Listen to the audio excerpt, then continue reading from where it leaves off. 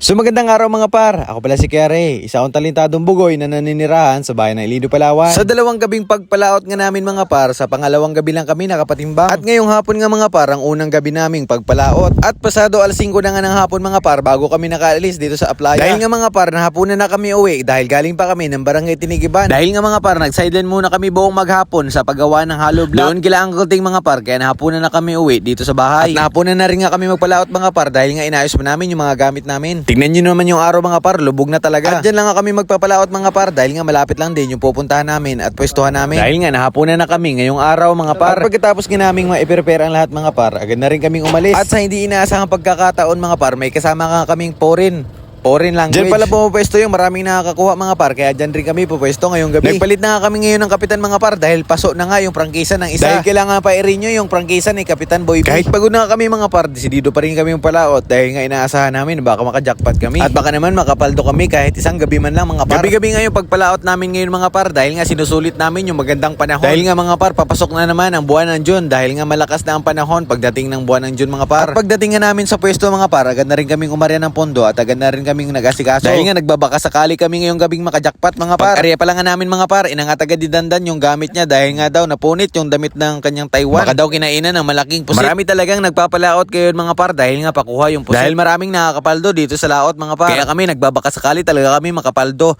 Tingnan nyo naman yung pa ako mga par, nakalimutan ko nga maghugas at puro pato siminto. Mag-alas 10 na nga ng gabi mga par at wala pa rin talaga kaming dawi ngayong gabi. At inumaga na nga kami mga par at isang pusit lang nga yung nakuha ko at sa dalawa talaga boklo. Ang ginawa namin sa pusit mga par, pinain na lang namin sa bisugo at namisugo na lang kami. Hindi nga tayo nakapaldo sa pusit ngayong araw mga par, pero paldo naman tayo sa bisugo. Tignan nyo naman. Baka nga hindi talaga para sa atin ngayong araw mga par at baka sa susunod na tayo makapaldo. Pero ayos lang yan mga par. Tiyaga-tiyaga lang talaga sa pagpalaot at para makaipon tayo at para makapaldo. At tanghalian na nga kami uwi dito sa Aplaya mga par dahil nga namisugo pa kami. At fast forward mga par, pangalawang gabi na nga naming pagpalaot ito. Pagdating pa lang mga par, agad na rin ako naghapunan dahil nga baka mapalaban tayo ngayong gabi. So relax lang mga par dahil nga naghihintay na lang tayo ng dilim bago magpailaw. At umabot na naman nga ng 12k views yung isang post natin mga par. Kaya bago ang lahat mga par, gusto ko palang i-shoutout yung mga nagpapa-shoutout sa atin. So shoutout po pala sa iyo Lula Claridad Santa Ana ng Barangay Magbabadil, Aburlan, Palawan. Maraming salamat po sa pag-comment sa mga post ko. At shoutout din po pala sa iyo Joel B. Arabes. At sa iyo rin po Idol Idu Anabo. At sa iyo din po Ma'am Floreta Francisco. Sabi niya dito mga par, good job watching you from Riyadh, Saudi Arabia. Keep it up sa pag-vlogging. So balik na tayo dito mga par. At pagsapit nga ng alas 9 ng gabi mga par, nakahuli na rin ako ng 4 na pirasong barako. Hindi na rin nga masama mga par dahil makakapatimbang na rin tayo nito. Hindi lang nga karamihan mga par pero okay na rin to kaysa wala. At fast forward na naman mga par, umaga na pala at agad na rin kaming nag-asikasong umuwi. Hindi nga karamihan yung nahuli namin ngayong gabi pero ayos na rin to kaysa wala tayong mapatimbang mga par. At least mga par, mayroon tayong kuha ngayong gabi at mas lalo tayong ginaganahang magpalaot. So bago nga kami umuwi ngayong araw mga par, gusto ko palang i-shout out si Neil Espinosa. Shout out sa iyo par. At shout out din sa iyo Idol Valentin Guapo from Tondo, Japila. At shout out din po sa kuya kong Pogi, Kuya Giovanni Rasuti. Shout out sa iyo kuya. Ingat ka palagi sa trabaho mo.